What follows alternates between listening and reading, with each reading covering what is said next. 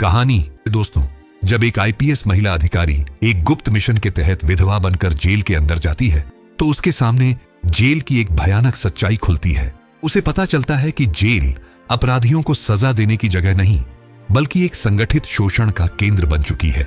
वहां का जेलर विक्रम सिंह राजपूत रात के अंधेरे में महिला कैदियों को अपने कमरे में बुलाता है और उनका शारीरिक शोषण करता है। कोई भी महिला कैदी उसके हाथों से बच नहीं पाती। सभी को मजबूरी में अपनी इज्जत कुर्बान करनी पड़ती है।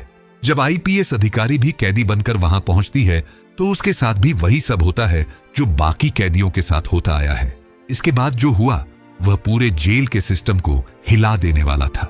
आखिरकार आईपीएस अधिकारी ने क्या किया, जानने के लिए वीडियो को अंत तक जरूर देखें। आपको बहुत कुछ सीखने को मिलेगा। इसीलिए दोस्तों, वीडियो को आधा अधूरा न छोड़ें, क्योंकि आधा ज्ञान हमेशा नाकाफी होता है। तो चलिए दोस्तों, वीडियो शुरू करते हैं। दोस्तों, रात के करीब 10 बजे थे।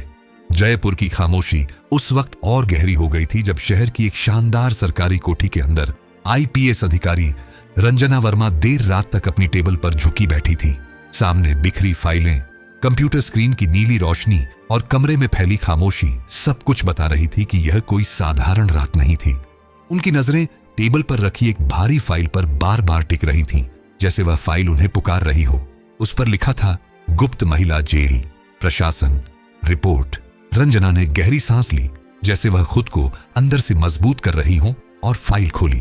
पहला ही पेज उनके दिल और दिमाग में हलचल मचाने वाला था। विक्रम सिंह राजपूत पर महिला कैदियों के साथ यौन शोषण, बेरहमी से मारपीट और मानसिक शोषण के आरोप हैं। नीचे एक गुमनाम स्रोत से भेजी गई धुंधली तस्वीरें और एक ऑडियो क्लिप की लिखित प्रति जुड़ी हुई थी। रंजना का दिल दुखी हो गया। यह सिर्फ एक काल्पनिक काम नहीं था, बल्कि एक इंसान की पुकार थी। महिलाओं की आह और सिसकियां थीं जो सालों से दीवारों में दबी हुई थीं। सरकारी जांच में समय लगेगा, उन्होंने खुद से कहा, लेकिन इन महिलाओं की आहें अब और इंतजार नहीं कर सकती। उसी रात रंजना ने एक साहसी फैसला किया। वह खुद जेल के अंदर जाएंगी, लेकिन अपनी असली पहचान के साथ नहीं। वह बनेंगी सारंगा पांडे, एक 35 साल की विधवा जिस पर अपने शराबी पति के कत्ल का झूठा इल्जाम है। जेल में प्रवेश की अनुमति के लिए सभी जरूरी दस्तावेज और मेडिकल रिपोर्ट सब कुछ असली दिखाया गया। इस मिशन की जानकारी सिर्फ 4 अधिकारियों तक सीमित रखी गई। 3 दिन बाद एक पुलिस गाड़ी अमरपुर महिला जेल के भारी दरवाजे के अंदर दाखिल हुई। गाड़ी से उतरी एक मुरझाई हुई सी महिला, बिल्कुल साधारण सी, बिखरे बाल, आंखों में थकान और कलाई में टूटी हुई चूड़ियां। वह और कोई नहीं, आईपीएस अधिकारी रंजना वर्मा ही थीं, जो अब सारंगा पांडे के रूप में जेल के अंदर थीं। जेल की पहली रात ही उनकी आत्मा टूट गई। कोठरी में सीलन थी। रात का खाना सड़ी हुई दाल और सूखी रोटी था, और ऊपर से गालियों की बौछार करने वाली महिला पहरेदार की आवाजें। हर कोठरी एक दुख भरी कहानी सुना रही थी, मगर रंजना ने हर कष्ट को झेला।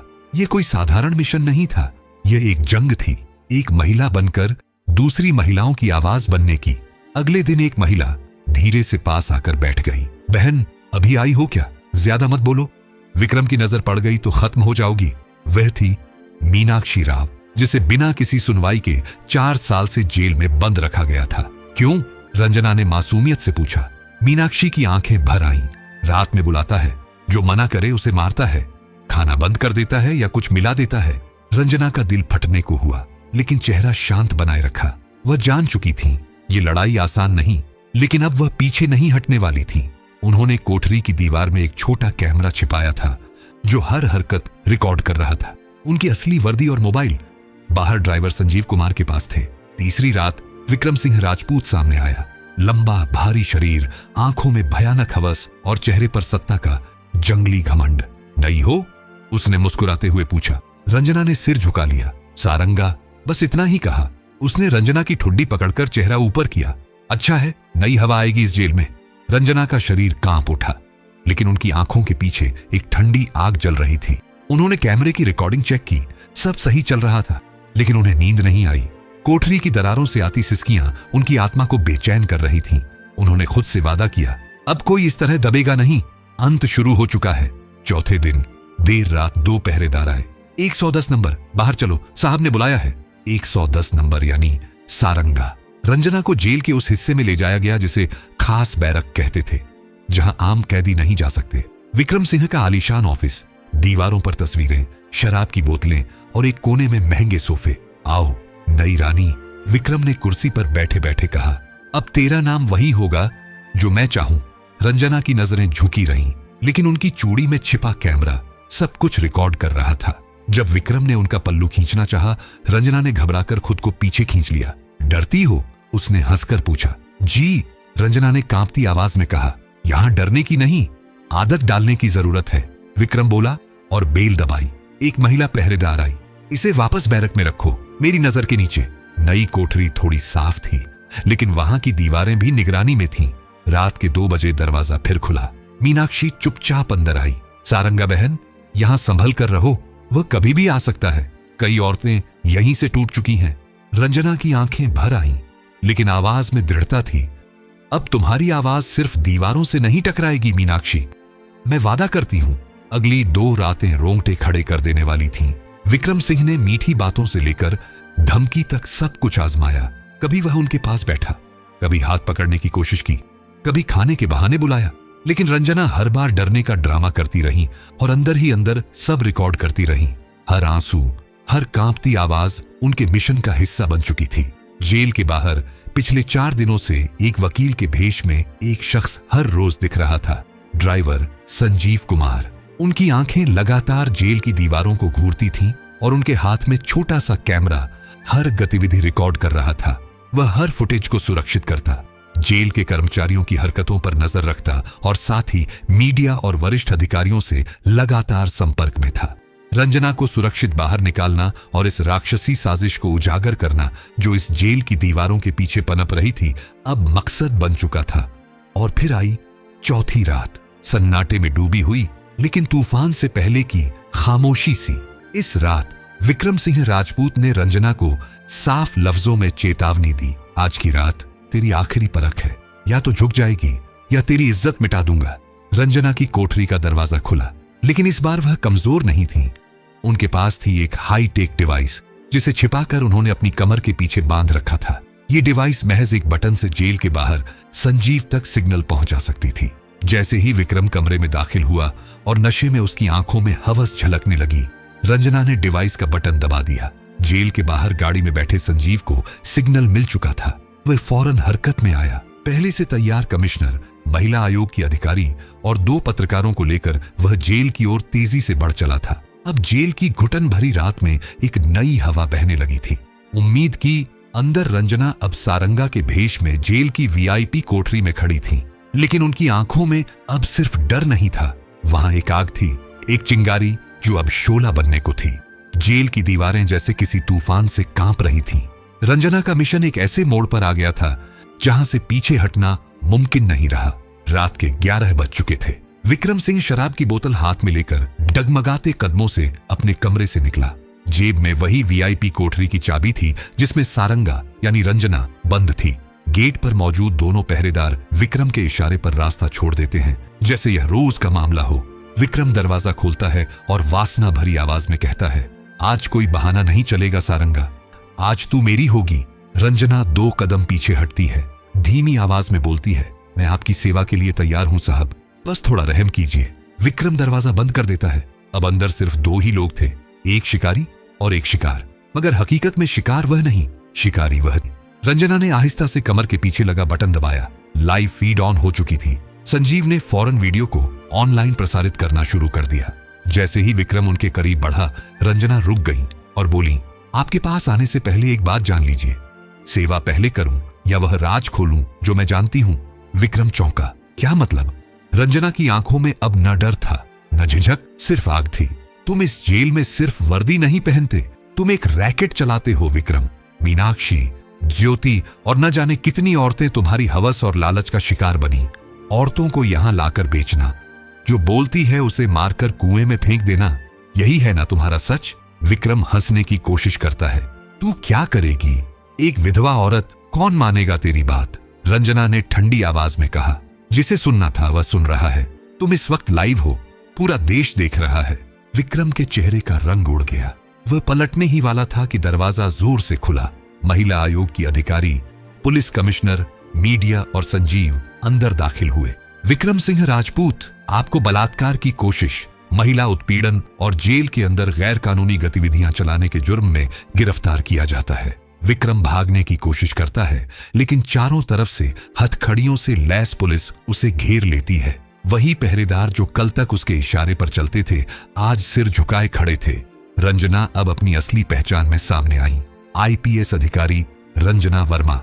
उन्होंने एक आखिरी नजर कोठरी पर डाली और दिल में कहा, यह सिर्फ एक जेलर की गिरफ्तारी नहीं, इस सिस्टम की हार है जो सालों से औरतों की चीखें दबाता आया है। अब हर कोठरी में डर नहीं, सच गूंजेगा। जेल में भूचाल आ चुका था। सीबीसी रिकॉर्ड्स, गायब महिलाओं की फाइलें, जाली रजिस्टर और नशीली चीजें बरामद होने लगीं। तभी एक गुप्त डायरी मिली जिसने सब कुछ बदल दिया। उस डायरी में साफ लिखा था, मास्टर के हुक्म पर मीनाक्षी को शिफ्ट किया गया। सारंगा नाम की नई औरत वीआईपी कोठरी में है। मास्टर ने कहा है, इसे भी तोड़ दो, बाकी औरतों की तरह। रंजना की आंखें सख्त हो गईं। अब वह सिर्फ एक पुलिस अधिकारी नहीं, हर उस औरत की आवाज थी जो अब तक घुटकर रह गई थी। अगले ही दिन महिला आयोग और विशेष अपराध शाखा की गुप्त मीटिंग हुई। वहां एक नाम सामने आया, भूपेंद्र चौहान, 3 बार का विधायक, एक सम्मानित नेता, वही असली मास्टरमाइंड जो पर्दे के पीछे बैठकर सब कुछ चलाता था। सीधे उस पर हाथ डालना खतरनाक था। रंजना ने नया प्लान बनाया। अब पूरा स्पेशल टास्क फोर्स एसटीएफ उनके साथ था। तभी उन्हें एक फोन कॉल आती है। दूसरी तरफ एक कांपती आवाज, मैडम, मेरा नाम ज्योति है, मैं उसी रैकेट की शिकार हूं। मुझे पता है मास्टर यानी भूपेंद्र चौहान कहां है, लेकिन मेरी जान खतरे में है। रंजना फौरन भेष बदलकर बिना सरकारी गाड़ियों के ज्योति से मिलने निकली। ज्योति उन्हें राजगढ़ फार्म हाउस पर ले गई, जो बाहर से साधारण दिखता था मगर अंदर जुल्म का किला था। यही वह जगह थी जहां भूपेंद्र अपनी खास पार्टियां रखता था और बेगुनाह लड़कियों को नीलाम किया जाता था। भूपेंद्र को भी शक हो चुका था, यह रंजना अगर बच गई तो सब कुछ बर्बाद कर देगी, इसे मार दो। रंजना अब एक ऐसे मिशन में दाखिल हो चुकी थी जहां जान, वर्दी, सब कुछ दांव पर था। मगर आंखों में क्रांति की आग थी। एसटीएफ की मीटिंग के दौरान एक पार्सल आता है, अंदर जली हुई साड़ी और धमकी भरा खत, जिस आग तूने जलाई है वही तुझे राख कर देगी। अब अगला नंबर तेरा है। रंजना ने खामोशी से खत रखा और कहा, ऑपरेशन जारी रहेगा, चाहे स्ट्रेचर पर क्यों ना जाना पड़े। उसी रात उन्हें खबर मिली, राजगढ़ फार्म हाउस में पार्टी है, जेल की 5 लड़कियां नीलाम होने वाली हैं। ऑपरेशन काली रात का ऐलान हुआ। रात 9 बजे रंजना टीम के साथ निकली, मगर रास्ते में एक ट्रक उनकी गाड़ी से टकरा गया। संजीव मौके पर शहीद हो गया, रंजना जख्मी। यह हादसा नहीं, साजिश थी। अस्पताल में होश आते ही उन्होंने कहा, मेरे साथियों को बुलाओ, ऑपरेशन रुकेगा नहीं। पट्टियों में लिपट्टी, दर्द से चूर मगर आंखों में फौलादी इरादा लिए रंजना दोबारा मिशन पर निकली। एसटीएफ ने राजगढ़ फार्म हाउस को चारों तरफ से घेर लिया। रात के 12 बजे जैसे ही इशारा मिला, दरवाजे तोड़े गए। गोलियां, चीखें, भगदड़। भूपेंद्र पीछे से भागने लगा मगर गिरफ्तार हो गया। 5 लड़कियां बचा ली गईं, जिनमें मीनाक्षी भी थी, जिसे मृत घोषित किया गया था। अजमेर की अदालत में रंजना ने कहा, भूपेंद्र जैसे दरिंदों को हमने नेता बना दिया, यही हमारी सबसे बड़ी भूल थी।